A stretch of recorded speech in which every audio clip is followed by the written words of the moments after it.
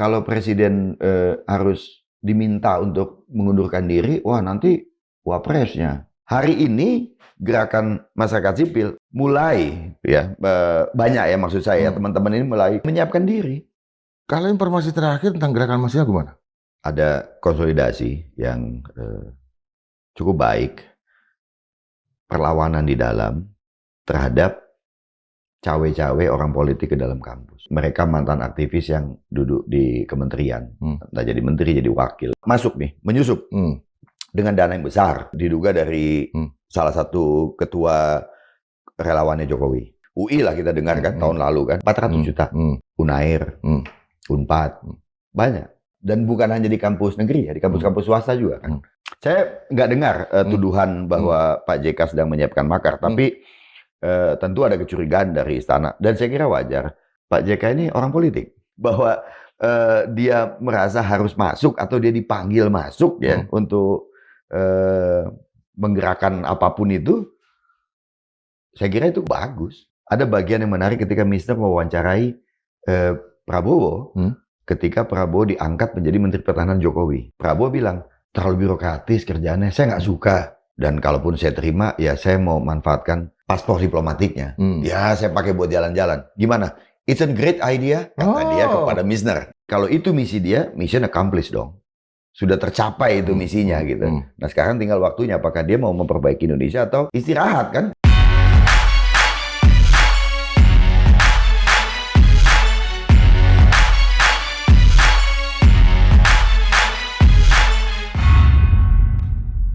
Sobat Madilog, penyiraman air keras terhadap Andri Yunus yang sekarang sudah mulai terungkap, itu memicu konsolidasi masyarakat sipil untuk tetap melakukan investigasi.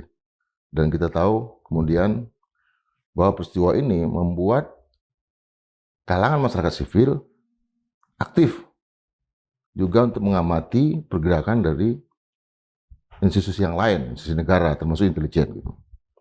Namun di sisi lain kita juga melihat seolah-olah terjadi pelemahan dari gerakan masyarakat sipil. Justru di titik persimpangan jalan, ketika kita tahu Presiden Prabowo Subianto posisinya di publik sekarang memunculkan pertanyaan terutama dalam politik luar negeri. Ada di titik yang paling nadir posisi Indonesia di luar negeri. Kondisi ekonomi mulai krisis, tentara bahkan institusi yang paling dipercaya sekarang juga mengalami deklinasi karena terlibatan Badan Informasi Strategis TNI dalam proses penyerangan terhadap Andri Yunus. Dan juga komponen-komponen publik yang lain. Nah, ada apa dengan gerakan masyarakat sipil? Apakah nanti juga akan memunculkan konsolidasi yang kuat seperti yang kita lihat di Amerika Serikat ya kemarin? Ada sekitar 9 juta orang rakyat bergerak, di Israel juga yang menolak perang ya, dan di beberapa negara yang lain. Untuk itu kita hadirkan seorang aktivis, mantan jurnalis dan investigator juga ya, Bung Arief Iman. Gimana? Apa yang terjadi dengan gerakan masyarakat sipil sekarang? Apakah kasus Andri Yunus ini cukup memberikan serangan mental terhadap para aktivis untuk tidak melakukan apa-apa? Kalau pesan utama yang disampaikan oleh pelaku percobaan pembunuhan terhadap Andri Yunus, ya kita harus sebutin ada percobaan pembunuhan. Tentu saja dalam mereka ingin agar kawan-kawan Andri Yunus itu jatuh mentalnya, semangatnya, ngalami takut lah begitu. Harus diakui bahwa serangan itu memang menakutkan. Gitu. Tapi kalau kita lihat ya solidaritas yang begitu tinggi, tidak hanya di Jakarta dan bahkan tidak hanya dari kalangan yang disebut sebagai gerakan masyarakat sipil ya, masyarakat sipil luas. Tapi kita bisa bilang bahwa mereka yang bergerak memang untuk melakukan upaya atau berjuang ya untuk membuat demokrasi di Indonesia menjadi lebih baik itu tidak sebanyak masyarakat sipil pada umumnya, tetapi kelihatannya kan tidak mengendur sama sekali gitu. Di berbagai kota ya, baik, dan kita tidak boleh lupa bahwa itu sebetulnya kan menjelang hari raya ya, di mana orang punya kesibukan untuk ada yang mudik, mengurus juga ritual tahunan itu. Tapi solidaritas itu cukup kencang gitu. Kalau di media sosial ya tidak kurang-kurang ya. Muncul inisiatif dari para netizen ya yang sangat variatif gitu. Yang pada intinya adalah bahwa justru menegaskan karena Andri kami berani gitu. Dan pasca Lebaran ini kan konsolidasi juga makin menguat, makin kencang. Ini saya kira lahir dari kemuakan ya, bahwa negara ya yang harusnya hadir sebagai pelindung. Kita kan membentuk negara ini kan tujuannya jelas ada di konstitusi gitu ya. Garis besarnya adalah paling utama adalah mensejahterakan kehidupan publik ya, menjaga keamanan, perasaan nyaman dan aman sebagai warga negara Indonesia. Itu dinodai kan.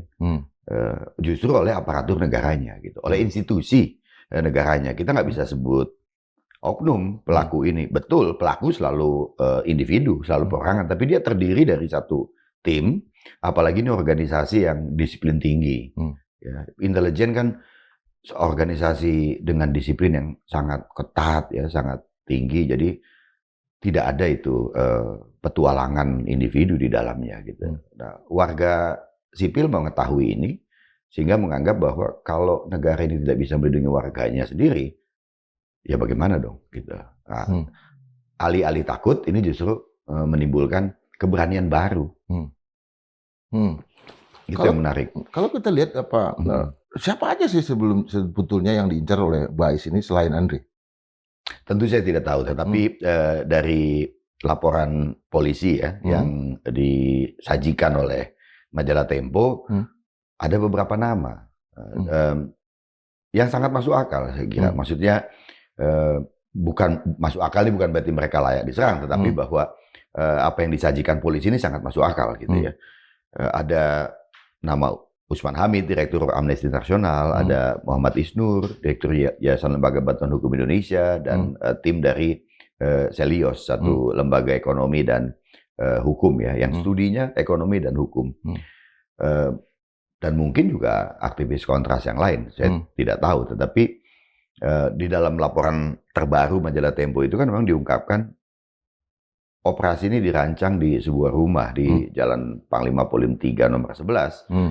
Kalau kita lihat di Google Map memang kemudian rumah itu diburamkan gitu ya. Jadi memang supaya tidak terlihat secara umum di Google Map, tapi kita bisa tinjau ke sana. Dan di rumah itu rapat-rapat ini dipimpin oleh seorang perwira menengah berpangkat kolonel. Polisi berhasil meminta keterangan seorang warga sipil yang sempat bekerja di situ. Gitu. Dia ditangkap di Tangerang, lalu diminta keterangan dan memang menyebut bahwa ada perwira menengah berpangkat kolonel yang kalau ada pertemuan-pertemuan dia yang mimpin. Artinya, dan mantan direktur Bais sebelumnya itu juga memang menyebutkan bahwa ya memang rumah itu aset mereka. Bukan untuk operasi katanya, tapi memang ya untuk biasanya rumah singgah gitu ya kalau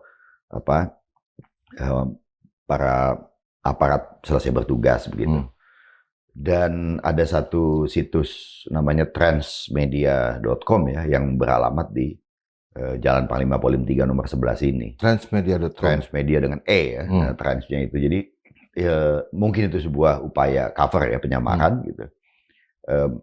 Tapi bahwa ada satu aset Bais ya yang memang digunakan untuk merancang operasi ini dan bahkan juga menjadi tempat nanti kembalinya para eksekutor penyerangan itu, kita nggak bisa menyebut bahwa ini adalah aksi dari inisiatif orang per orang. Ya. Seperti alasan dulu ketika Pak Novel Baswedan disiram air keras juga kan, pelaku menyebut bahwa ya ini patriotisme, ya marah karena dia berkhianat kepada lembaga kepolisian, begitu.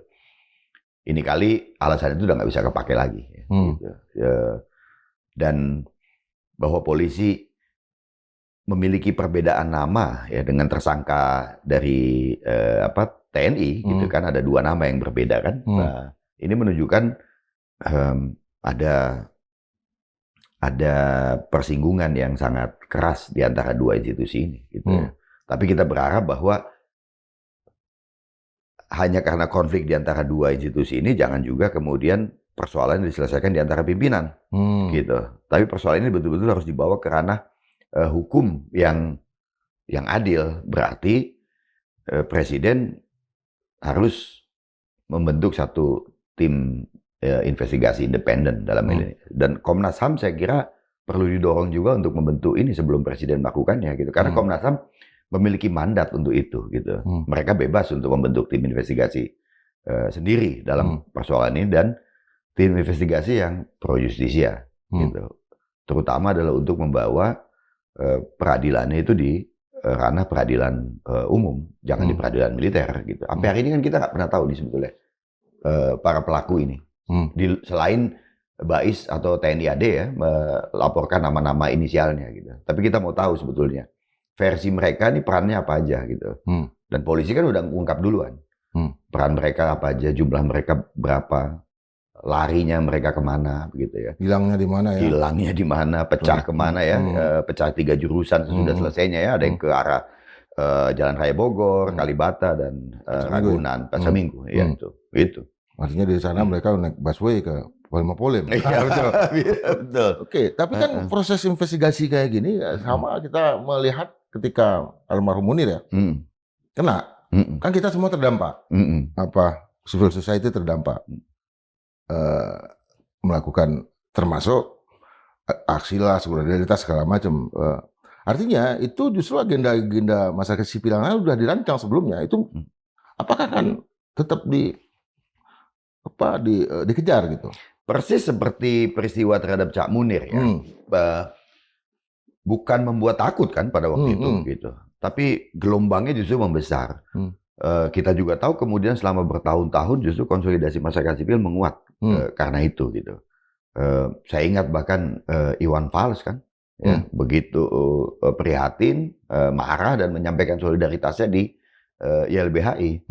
Dan waktu Iwan Fals muncul, kemudian mereka yang tadinya tidak terlalu memperhatikan peristiwa politik, lalu kemudian jadi ngeh gitu ya, ada sesuatu yang nggak beres nih, begitu ya.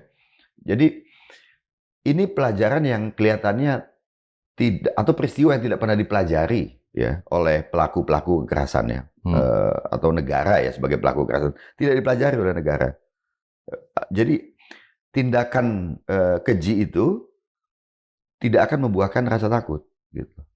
Ya bahwa kita kalau nanti mengalami serangan, semua orang pasti mengalami ketakutan itu ketakutan yang alamiah, begitu ya.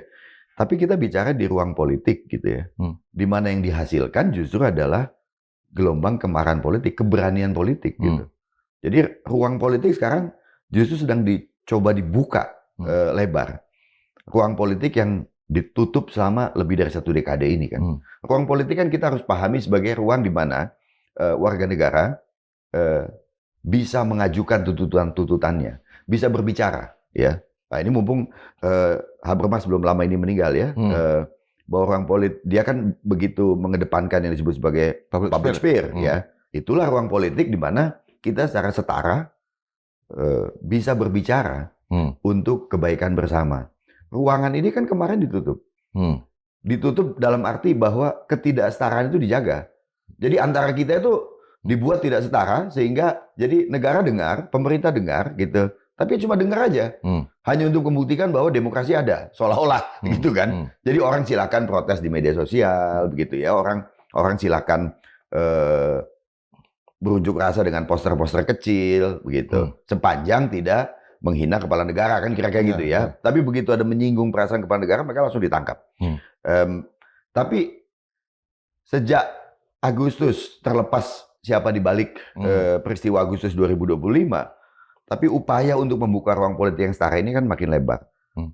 Ditambah dengan aksi kekerasan atau percobaan pembunuhan terhadap Andri Yunus. Kita lalu melihat pentingnya ya ruang politik ini sekarang gitu. Kita nggak bisa lagi cuma ada di kesepian ya, membaca timeline media sosial gitu, sehingga kita menjauh sebetulnya dari peristiwa yang sesungguhnya. Ini enggak, orang mulai kemudian secara fisik bertemu gitu. Nah, saya kira ini yang menarik ya, bahwa politik menjadi pertemuan fisik gitu.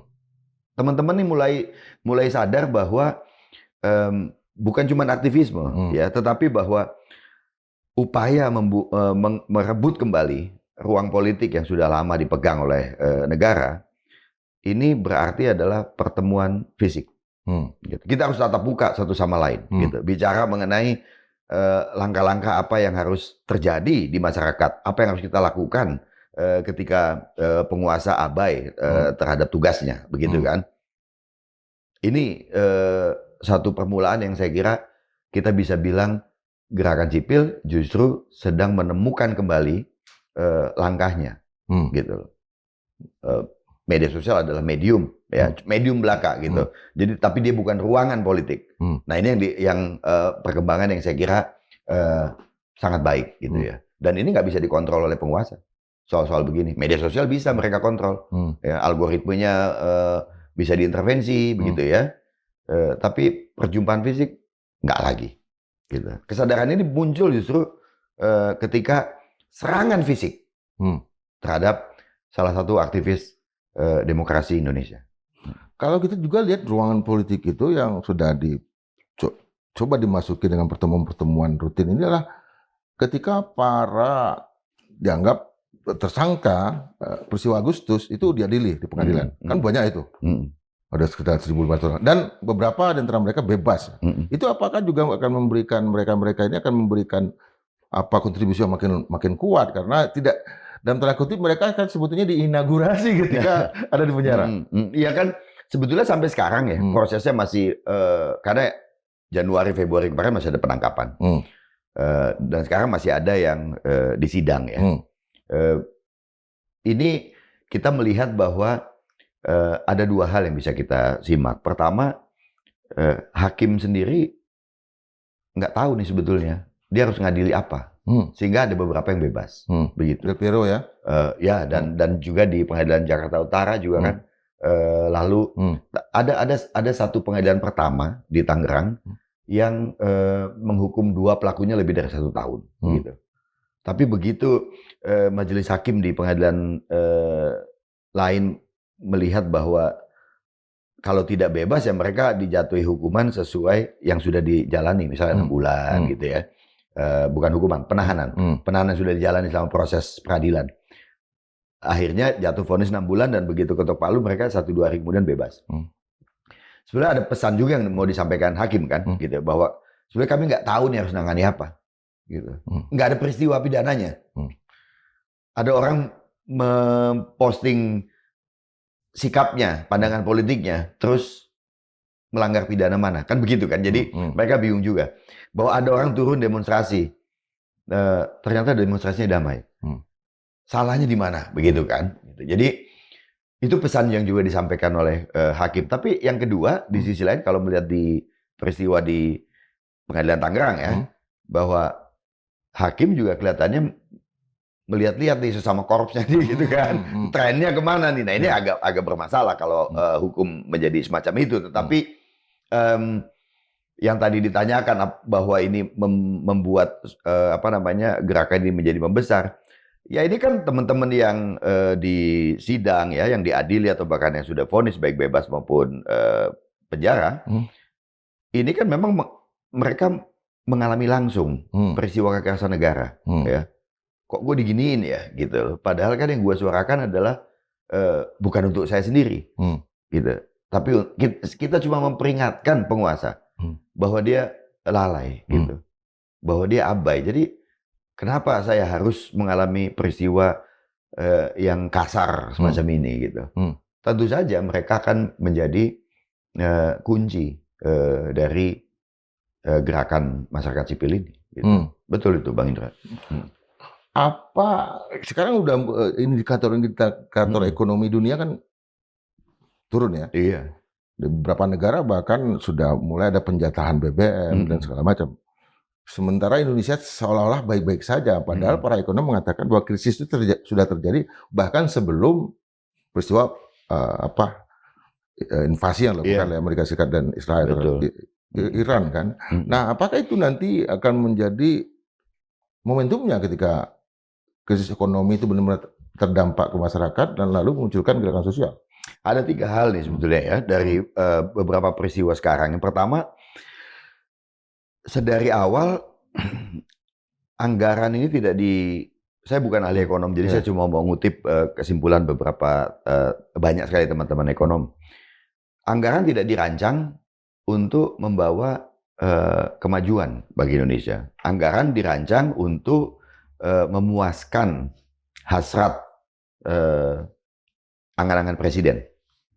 Sehingga fiskal begitu ketat, transfer keuangan kepada daerah dipangkas demi proyek-proyek utama gitu ya. Apakah itu bernama MBG, kemudian juga Koperasi Merah Putih,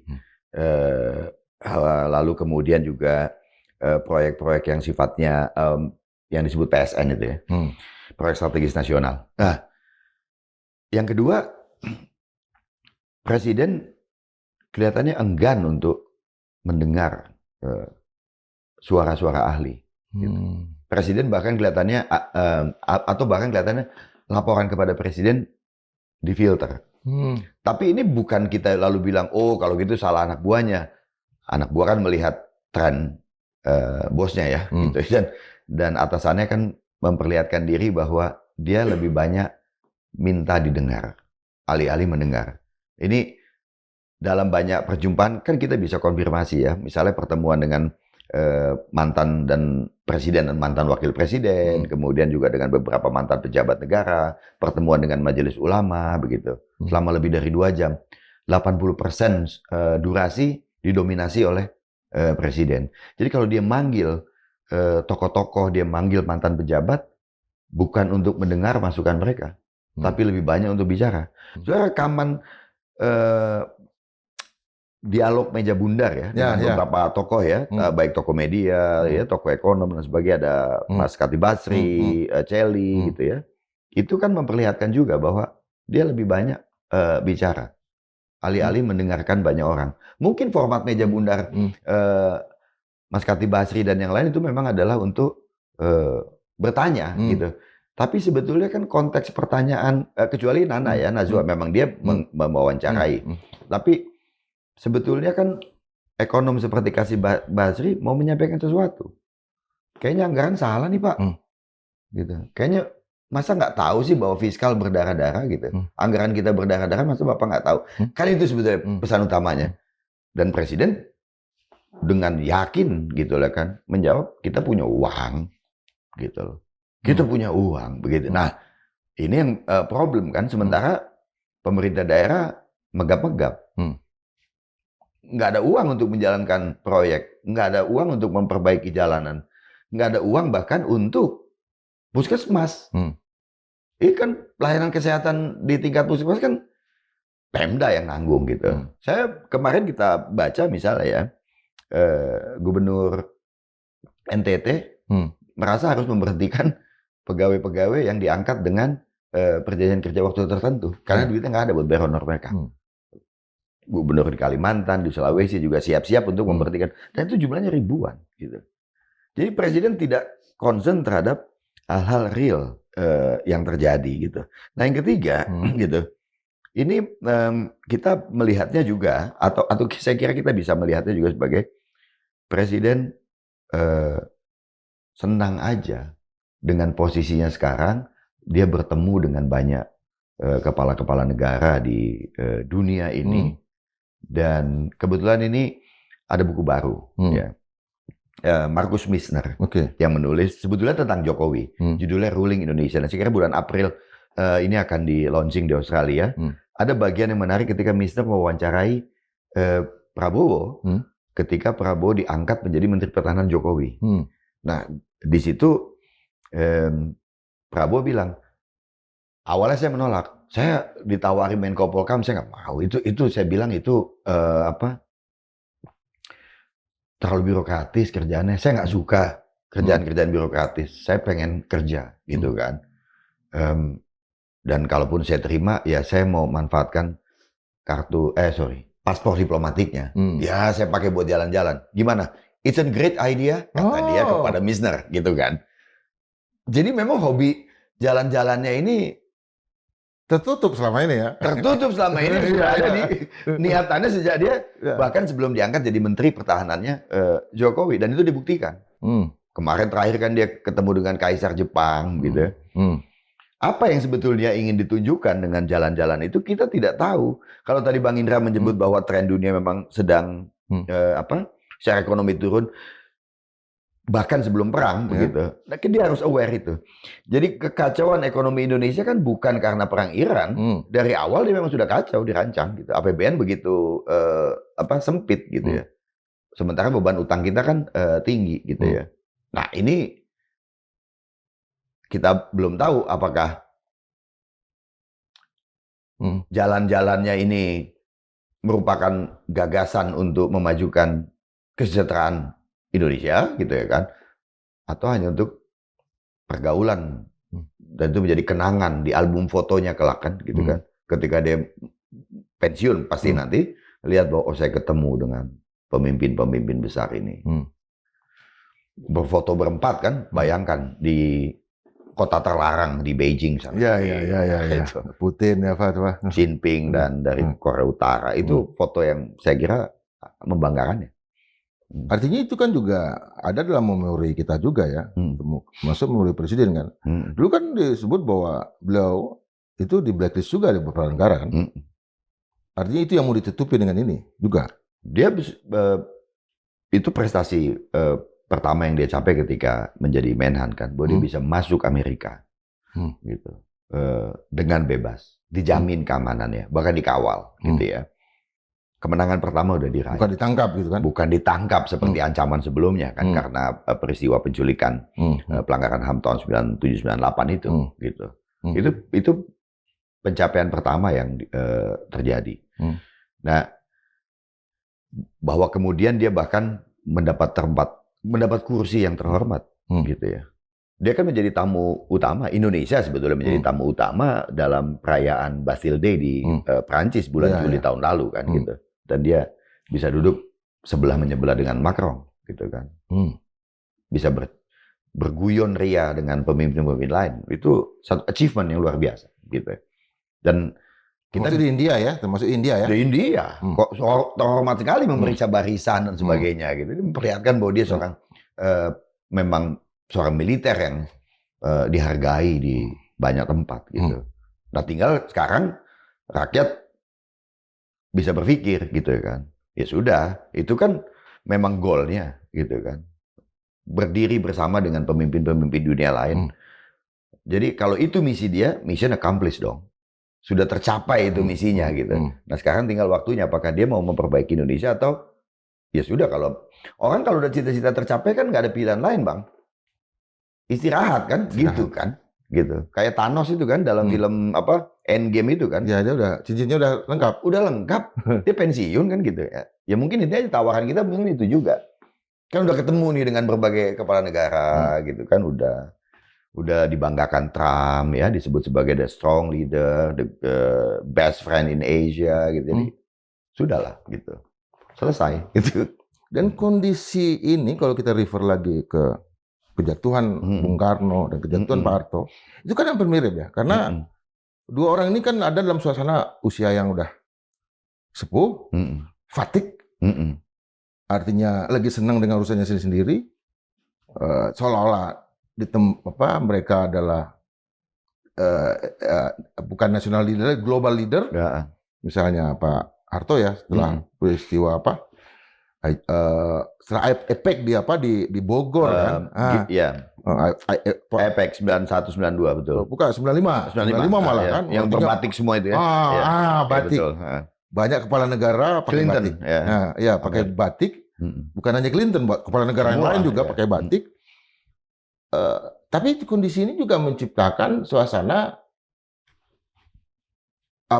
jarak dengan kabinetnya sendiri dan ada faksi-faksi di kabinet. Apakah itu akan terjadi juga? Ini memang menariknya begini, Bang. Kita bisa jelasin Soekarno, kehebatan dan kejatuhan Soekarno, pencapaian Soeharto dan kejatuhannya pasca peristiwa. Iya. Kita hanya bisa menjelaskan itu. Jadi memang begini, ya Marx boleh membuat satu teori perubahan gitu ya, ahli lain, filsuf lain juga bisa, dan saya kira banyak sarjana-sarjana ilmu politik di dunia bisa meramal, bisa membuat teori bagaimana perubahan itu terjadi. Tapi sejarah membuktikan bahwa ada black swan factor ya di dalam setiap perubahan gitu. Kita nggak bisa tahu gitu loh. Kita nggak pernah bisa menduga jatuhnya rezim itu seperti apa gitu ya. Sesudah dia jatuh baru kita bisa jelasin. Begitu juga Soeharto kan. Bang Indra tahu lah gitu kan. Kaget juga kan sebetulnya. 21 Mei, loh kok dia ngundurin diri? Iya, kita gitu kan. Walaupun infonya udah denger kan. Iya. 1-2 malam sebelumnya, oh ada.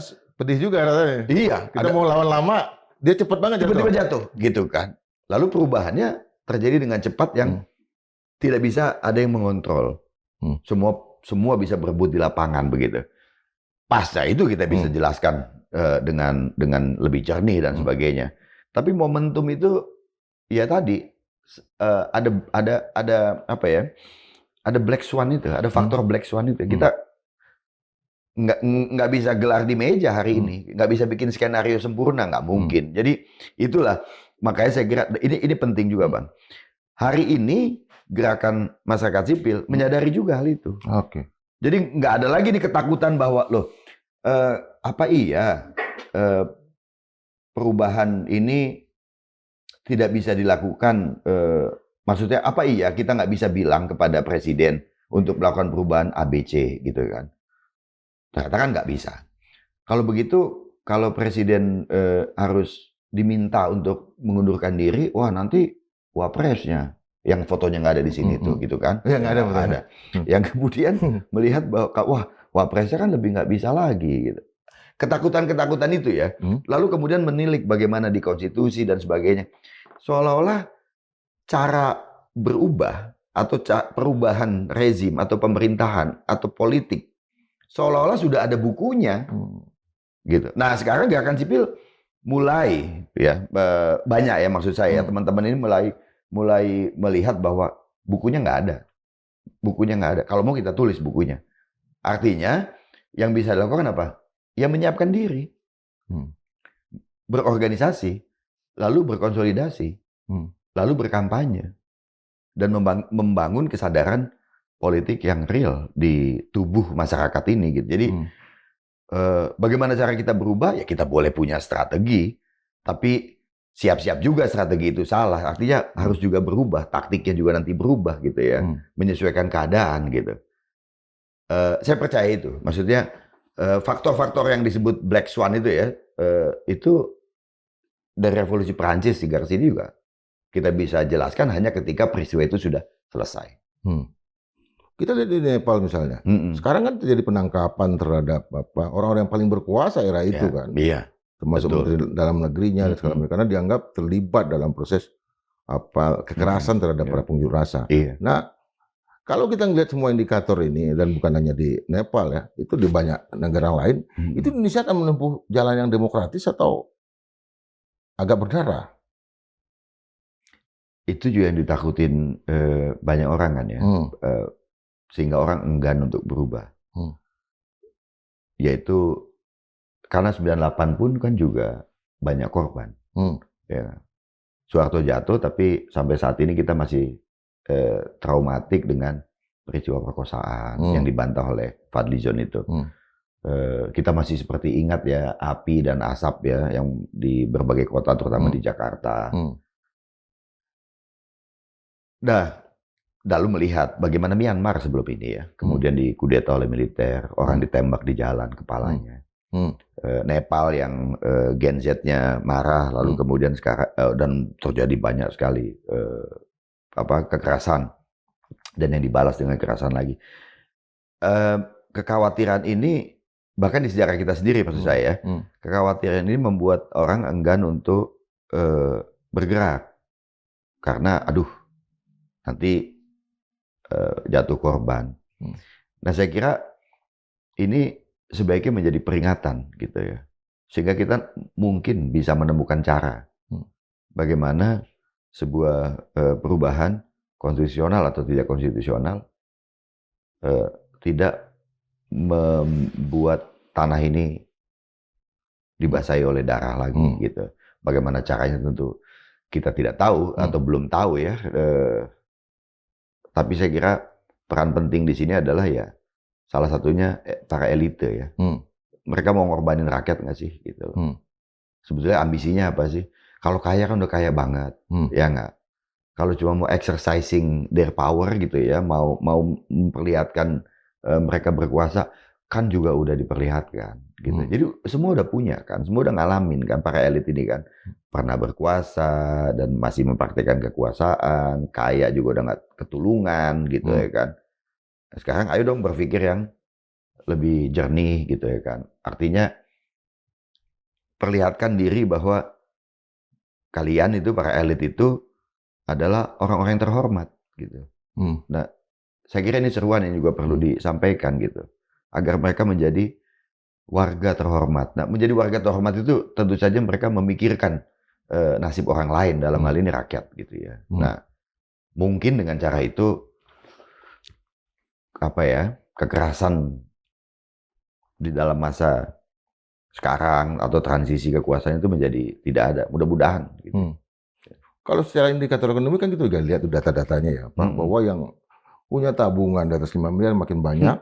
Betul. Penabungnya justru yang punya tabungan di atas di bawah 5 juta makin sedikit. Makin sedikit. Iya. Artinya kontrasnya kelihatan ya. Iya. Dia kan trigger ini. Iya. Apa kondisi itu akan juga mempengaruhi para aktivis? Sekarang ini kan yang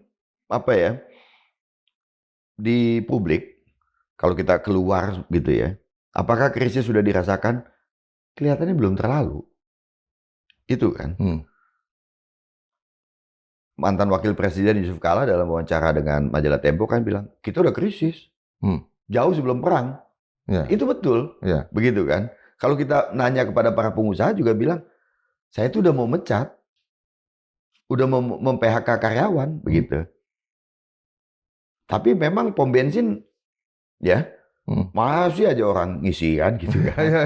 Mudik gitu. Kita nggak bisa salahin di situ gitu kan. Sudah cukup lama data yang tadi disebutkan ya, bahwa sebetulnya kan orang miskin bertambah, kelas menengah turun ya. Cukup signifikan kan gitu kan dalam beberapa tahun terakhir gitu. Nah, artinya dalam lebih dari 5 tahun nih orang sudah menggunakan survival mode-nya dan udah ketemu cara survive. Jadi lupa kan gitu. Jadi orang masuk ke dalam kehidupan normal baru. Dia orang masuk ke dalam situasi kekurangan, kalau tidak bisa disebut miskin, tapi udah ketemu caranya. Gitu kan. Oh gini nih ngakalinnya, ada pay later, ada pinjol, ada judol gitu kan. Atau ya juga pinjam kanan kiri gitu. Orang udah dapet cara bagaimana hidup di situasi sulit ini. Nah menurut saya ini masalahnya. Orang mesti sadar bahwa you ketemu survival mode itu di saat krisis. Tapi harus bangun dari krisis. Jadi kalau kita naik gunung, Bang Indra kan suka naik gunung gitu ya kan. Kehabisan makanan, kita tahu bagaimana cara ngambil air dari daun, begitu ya, makan jamur, tahu jamur mana yang beracun dan tidak. Tapi untuk buru-buru kembali ke base camp kan? Ya betul. Ya nggak? Untuk selamat dia kembali ke base camp. Nah, ayo kita kembali ke base camp. Base camp kita di mana? Di bawah, di kaki gunung itu. Nah, kita itu ruang politik. Ayo kita kembali ke ruang politik, rebut ini. Saya kira itu yang kita jangan terus-terusan merasa ketemu cara ngakalin hidup sulit ini lalu kita baik-baik aja gitu loh. Wah, ini kan sebetulnya kita nih sebagai warga mengalami penghinaan yang sudah cukup lama ya gitu. Bagaimana tenaga kita diperas untuk berada di jalanan, pergi pulang dari rumah ke tempat kerja, balik lagi dimanapun tempat kerja, yang rata-rata sekarang di sektor informal 3 jam lebih minimal menghabiskan waktu. Kerja 10 jam. Ya, karena kan ada waktu istirahatnya kan gitu ya. Kadang-kadang juga kalau yang di toko dia harus buka, beres-beres, tutup juga beres-beres, lebih dari 10 jam. Artinya orang rata-rata di luar rumah 13-14 jam. Waktu luang mereka nggak ada. Boro-boro untuk waktu berpartisipasi di politik. Nah ini harus kita ambil, kita rebut lagi. Kita harus, ini gerakan emansipasi ini saya kira di sini. Menciptakan, merebut waktu luang publik yang sudah lama hilang. Gitu. Jangan kita terlena dengan kemampuan kita bersiasat di saat-saat sulit begini. Ya kita masih bisa makan, betul. Ada bansos, jangan terlena. Gitu. Karena hak kita lebih dari itu kok, gitu loh. Kita kan masa sih terus-terusan apa ya, udah tenang aja. Sejak Jokowi, orang miskin pasti diperhatikan gitu. Ya. Itu kan, Apalagi menjelang pemilu ya. makanya, itu kan artinya sebetulnya melestarikan kemiskinan kan, mengkonservasi kemiskinan. Padahal itu hak mereka kan. Padahal itu hak mereka. Dan lebih dari itu hak mereka ya gitu. betul. Tapi politikus menggunakannya untuk, wah kalau nggak ada kemiskinan nih, Nggak ada suara. nggak ada suara. Juga. Gitu loh. Saya kasih contoh satu, Bang, tentang bagaimana suatu kemiskinan dikonservasi. Contoh kecil. Saya kira sekarang udah nggak ada, tapi sampai dengan 2018 masih ada. Karena itu terakhir kali saya datang di kolong jembatan di Kuningan, nggak jauh dari dulu kan ada Tugu 66 kan, dekat sekarang Hotel Regent. Nah itu ada jembatan. Di bawah jembatan itu ada 40-an keluarga tinggal. Mereka punya TV plasma, punya motor, tapi itu bukan rumah, nggak ada nomornya, bawa kolong jembatan gitu. Lalu mereka bekerja sebagai pembersih jalan. Saya ke sana dengan beberapa teman, diskusi, lalu bertanya, sebulan berapa sih penghasilannya? Oh, istri saya nyuci, saya nyapu jalan, dapat uang sekian. Waktu itu di atas UMK, UMP Jakarta. Lalu kan ngontrak di Manggarai kayaknya sebulan masih ada lah, yang 500-600 gitu kan. Rumah petak, bukan kos. Oh iya, dia bilang, ada kok keluarga yang juga di sana. Terus kenapa kalian di sini? Oh kalau kita di sana, kita nggak dicari artis, nggak dicari TV. Gitu. Karena apa? Kenapa bisa begitu ya? Rupanya karena sudah ada kebiasaan para artis itu kalau ulang tahun ya, manggil mereka gitu, pulang diamplopin. Sebulan tuh bisa 6 kali event-event begitu, gitu kan. Kan ada agen yang begitu-gitu kan. Ya. Jadi karena ada orang yang mengkonservasi kemiskinan, warga yang miskin tuh melihat peluang juga. Ada peluang nih gitu, dapat penghasilan lebih dari kemiskinannya. Nah ini yang saya kira juga ditangkap oleh para, ya maksud saya gini, kalau saya aja yang warga biasa ini bisa nangkep fenomena itu ya, bagaimana para politikus ya, yang memang pikirannya kan politiking gitu kan. Dirawatlah kemiskinan ini terus-menerus. Cuma angkanya diakalin, seolah-olah turun. Jadi kalau dia berkuasa gitu kan, angkanya seolah-olah turun. Kita berhasil menurunkan angka kemiskinan gitu. Tapi program bansos jalan terus. Kan itu berarti kemiskinannya tetap banyak. Gitu. Kalau kita juga lihat ini ya, di gerakan yang terjadi di Amerika kemarin. 9 juta orang di lapangan. Tapi ada juga investigasi yang dilakukan oleh Fox News ya, yang pro Trump, yang mengatakan bahwa ada 500 organisasi yang terlibat dan itu dengan anggaran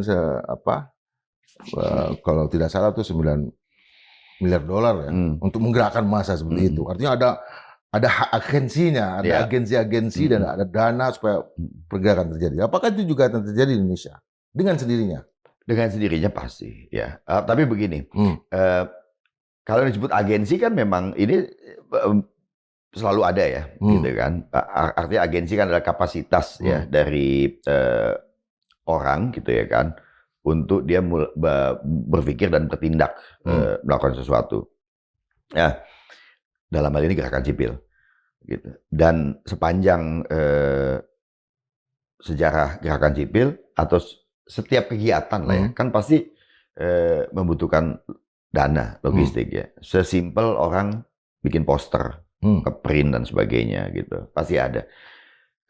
Tapi kan orang seringkali lari buru-buru bahwa seolah-olah kalau gerakan besar itu ada yang mendanai. Gitu kan. Nah itu kan nggak selalu. Gitu ya. Biasanya kan begini ya. Kalau kita lihat 98 aja Bang ya. Bang Indra ada salah satu pelaku utama di situ walaupun udah lulus kan.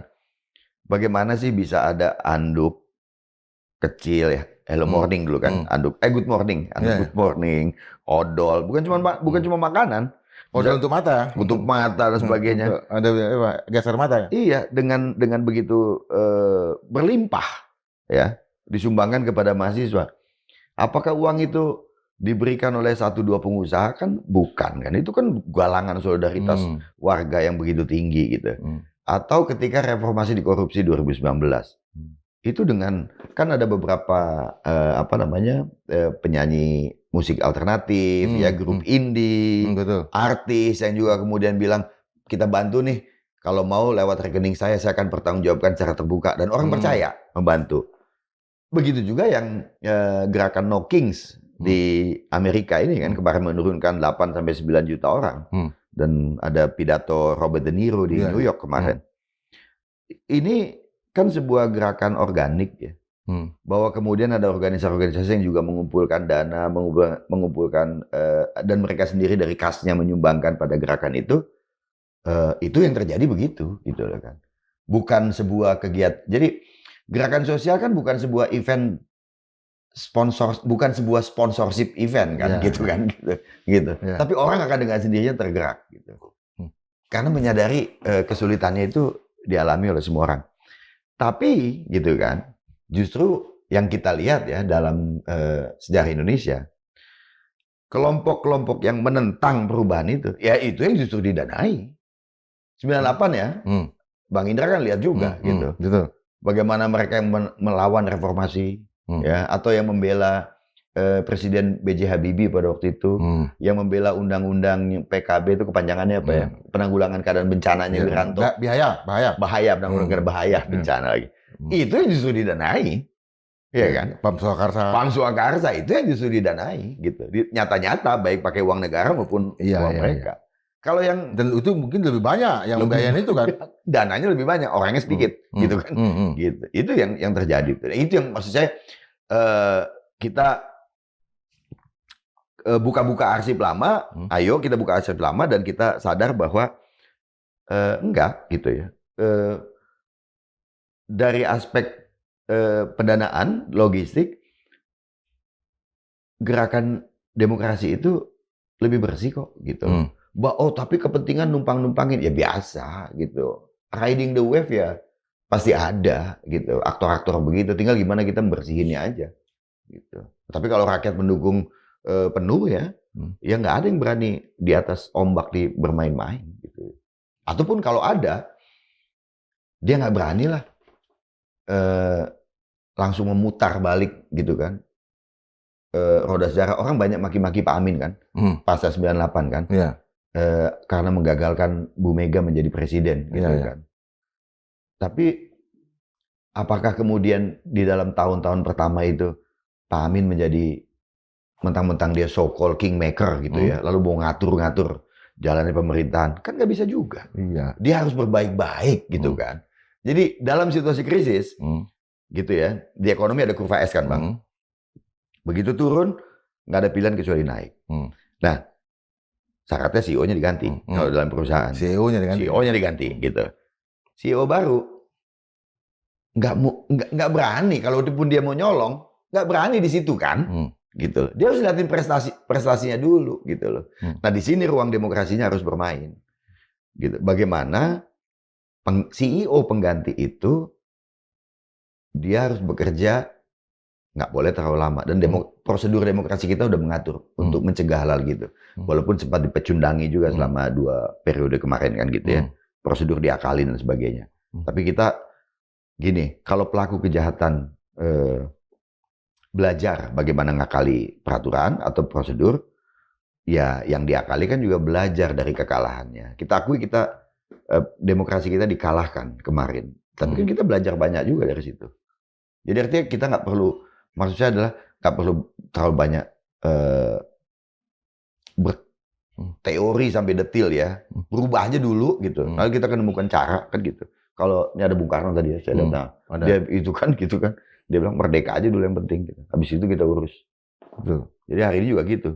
Berubah aja dulu. Tapi sekarang kalau ada elit yang bergerak, berkumpul dan segala macam, ada tuduhan juga dari sana. Misalnya apa yang dilakukan oleh Pak Yusuf Kalla, bahwa itu sedang menyiapkan makar dan segala macam. Artinya kalaupun ada simpati atau empati dari mereka terhadap gerakan sipil itu sama sekali mereka nggak bisa perlihatkan. Saya nggak dengar tuduhan bahwa Pak JK sedang menyiapkan makar, tapi tentu ada kecurigaan dari istana dan saya kira wajar. Dan Pak JK ngumpulin orang juga saya kira wajar. Satu sisi dia sadar dia adalah tokoh bangsa ya, tokoh warga senior di Indonesia. Di sisi lain kan Pak JK ini orang politik dari dulu kan, dari dulu dia orang politik. Jadi ngeliat politik amburadul ini adrenalinnya pasti ada lah bang, gitu kan, gitu. Justru pasti ada panggilan itulah, gitu. Apakah dia mau membereskan atau malah bikin kacau itu kan cerita berbeda, gitu kan, gitu. Tapi bahwa dia merasa harus masuk atau dia dipanggil masuk ya untuk menggerakkan apapun itu, saya kira itu kewajaran yang bukan hanya kewajaran, itu bagus, gitu. Saya justru merasa harus lebih banyak lagi yang begitu. Tokoh-tokoh daerah kan banyak juga, jangan cuma di tingkat nasional. Ini Gubernur Melki ya. Ya, Melki Lakalena. Saya kira harus disautin juga oleh gubernur yang lain. Ini kan otonomi daerah ya. Kok bisa ya digencet-gencet sesuka-sukanya oleh pusat gitu ya? Lawan aja dong. Gubernur kan dipilih langsung. Masuk menjaga manaf ya? Iya, gitu loh. Aceh ya? Makanya gitu. Enggak, gubernur se-Indonesia kan pilkada langsung kan. Artinya dia pegang mandat suara rakyat. Ya kalau mereka disetir-setir oleh pusat ya lawan aja gitu. Ini saya nggak tahu nih asosiasi pemerintahan daerah kemana ini gitu loh. Masa takut sih gitu loh. Apa yang ditakutin gitu loh. Artinya mereka lah yang justru akan menjadi payung bagi gerakan protes mestinya. Harusnya gitu. Mereka yang dipersulit sekarang kok. Kan gubernur bupati yang dibikin susah. Termasuk kepala desa. Apalagi gitu kan. Apalagi kan gitu kan. Yang juga dipilih rakyat. Iya, dana desanya diambil buat koperasi Merah Putih gitu. Jadi dan dengan ini kan dengan mudah kan. Koperasi dibentuk ribuan gitu ya. Mengambil uang dari dana desa. Bahkan koperasi yang sudah ada diganti nama jadi Koperasi Merah Putih. Gimana gitu ya. Jadi maksud saya masa sih gitu, kita diem aja. Kalau informasi terakhir tentang gerakan mahasiswa gimana?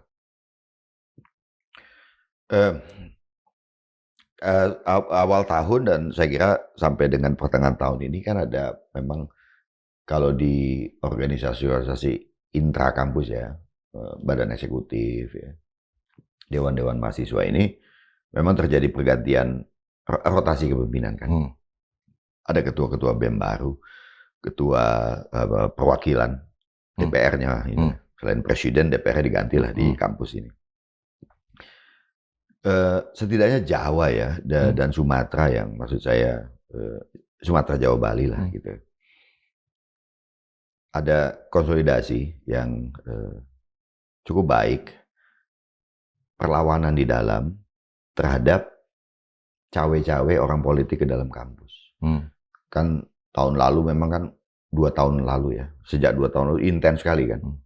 Apalagi mereka mantan aktivis yang duduk di kementerian, entah jadi menteri, jadi wakil, itu kan mencoba masuk lah gitu. Makanya ada istilah di kampus ini sekarang abang-abangan gitu. Ini bias gender ya kan, mestinya ada ini juga, ada empok-empokan kan gitu. Abang-abangan itu istilah di dunia malam itu. Oh gitu ya. Gitu, makanya jadi seolah-olah di mahasiswa ini punya abang lu siapa gitu. Jadi kan ini masuk nih, menyusup dengan dana yang besar ya. UI lah kita dengar kan tahun lalu kan 250 juta, 400 juta gitu kan. Diduga dari salah satu ketua relawannya Jokowi gitu. Unair, Unpad, banyak. Sekalipun tumbang juga kan? Iya, itu perlawanan. Yang mereka dukung. Dan bukan hanya di kampus negeri ya, di kampus-kampus swasta juga kan. Abang-abang ini kan juga kemudian masuk menjadi ketua ikatan alumni, gitu ya, Trisakti, Pajajaran, beberapa universitas masuk. Nah ini teman-teman di kampus melawan ini, persis yang tadi Bang Indra bilang, ya tumbang juga mereka, gitu ya.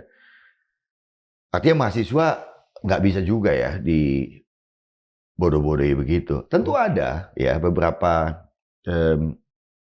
aktivis mahasiswa ya di tingkat kampus maksud saya yang memang tertarik dengan tawaran itu. Atau ada juga yang takut karena memang man-to-man approach ini nih udah kayak bola nih, model man-to-man marking ini dari polisi-polisi resort dan sektor di daerah.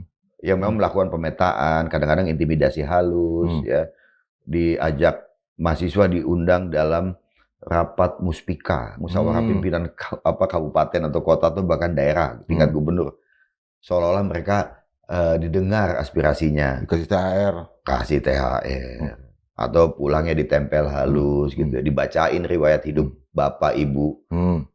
Nah, itu kan intimidasi yang begitu-gitu. Itu ada gitu ya kan. Nah, menariknya sejak 2019 ini gitu ya kan. Mereka belajar bagaimana mekanisme bertahan untuk itu. Gitu ya. Dari tekanan-tekanan semacam itu. Ini pembelajaran yang sudah selama 5-6 tahun ini dipraktekkan oleh teman-teman mahasiswa. Jadi tahulah bahwa oke, ini ditempel, ditekan, ya pimpinan beralih aja ke yang lain. Ini menarik Bang. Tidak ada sentralisasi gerakan. Apa yang disebut oleh teman UGM itu sebagai gerakan rimpang ya ini. Gitu. Kita nggak nyari tokoh, kita nggak nyari simbol gitu ya kan. Walaupun ya itu tadi dalam teori katanya kan perjuangan yang berhasil, organisasinya kuat, programnya ada, pimpinannya ada. Solidarity gitu kan. maker ya? Yoi, solidarity maker. Enggak lah kayaknya. Kita jalan aja, lalu kemudian akan ketemu model baru. Dan sekarang modelnya sebetulnya sudah terlihat gitu ya. Nggak perlu nama besar gitu ya kan. Nggak perlu nama besar. Nggak ada nama besar dalam 2019. Nggak ada nama besar dalam Indonesia Darurat. Indonesia Gelap. Nggak ada. Gitu. Bahwa ada yang muncul kemudian menjadi besar di situ, yaitu konsekuensi sosiologis, konsekuensi sejarah gitu ya. Dan atau di Pati lah. Gitu kan. Di Pati ya? Di Pati kan kemarin kan. Yang bernama besar di Pati tumbang juga malah. Tapi gerakannya kan nggak tumbang. Ya. Gitu. Nah ini. Tumbang dikempesin ya? Cuma dikempesin gitu. Dan itu biasa ya. Gitu kan. Namanya juga pukul mundur. Nah maksud saya ayo kita cek ya. Peristiwa-peristiwa gerakan sosial yang masih kita ingat aja. Dan ternyata ya dalam ingatan kita yang pendek ini gitu ya. Kita punya daya tahan untuk itu. Jadi hari ini yang diperlukan adalah kepercayaan diri gitu. Kepercayaan diri untuk kita merebut ruang politik ini dan kita nggak perlu mikir harus ada ini, bergerak aja dulu Bang. Bergerak aja dulu itu. Oke. Dan yang terakhir kalau kita lihat kan dari apa yang terjadi dengan peristiwa Agustus dan BAIS ini, justru institusi negara, aparatur negara salah membaca, salah tangkap, salah serang air keras. Salah. Itu yang terjadi. Salah, mereka salah untuk itu. Atau ada yang membuat dirinya disuruh salah. Saya nggak tahu, gitu ya kan. Tapi jelas salah total, gitu ya kan. Kalau mereka mengira bahwa begini misalnya, dengan melumpuhkan novel Baswedan, seolah-olah kemudian gerakan pemberantasan korupsi bisa dilumpuhkan, kan tidak. Pemberantasan korupsi dilumpuhkan oleh Presiden, oleh Jokowi. Lalu sekarang, dengan mencoba membunuh Andri Yunus dan target-target yang lain, lalu seolah-olah kemudian gerakan surut. Ya enggak, gitu loh. Termasuk Isman Nirmanto ya, tamu kita di Madilog itu. Iya, nggak mungkin bisa gitu. Itu bukan hanya mereka tidak mengetahui karakter gerakan sekarang, tapi mereka nggak belajar juga pada sejarah panjang gitu kan. Memangnya waktu Soekarno dibuang ke Ende lalu ke Bengkulu gerakan kemerdekaan menjurut kan tidak, makin keras gitu kan. Semua ditangkap loh. Soekarno, Hatta, Sultan Syahrir, Iwakusuma Sumantri, kan ada yang dibuang ke Banda Neira juga kan. Semua ditangkap. Ya. Gerakan nggak surut. 10 November Bung Tomo malah menggerakkan bukan? Iya. Gitu. Jadi enggak, namanya kan gerakan Bang, gitu kan. Ini bukan partai politik, partai partai politik pimpinannya ditangkap, dia bawahnya bingung, begitu. Gerakan sosial kan enggak, gitu. Itu sih. Oke, terima kasih. Makasih Bang. Sobat Madilog, kita menceritakan bukan hanya potret, tapi landscape juga, arah juga, tapi juga mencoba untuk merefleksikan apa yang sudah terjadi selama ini. Karena situasi yang dialami Indonesia dalam pikiran kita ya sebagai mantan-mantan aktivis dan masih mencoba mencermati situasi sekarang itu memang situasinya sedang Indonesian waiting, sesuatu sedang menunggu entah apa yang terjadi, tapi yang jelas gerakan masyarakat sipil dan juga gerakan-gerakan yang lain, gerakan mahasiswa dan juga publik secara keseluruhan pasti akan melibatkan diri kalau memang negara sedang memanggil, national call. Dan itu kapan terjadinya, kita akan tunggu. Sampai jumpa dalam edisi berikutnya, tetap berpikir merdeka 100%. Masih. Merdeka 100%.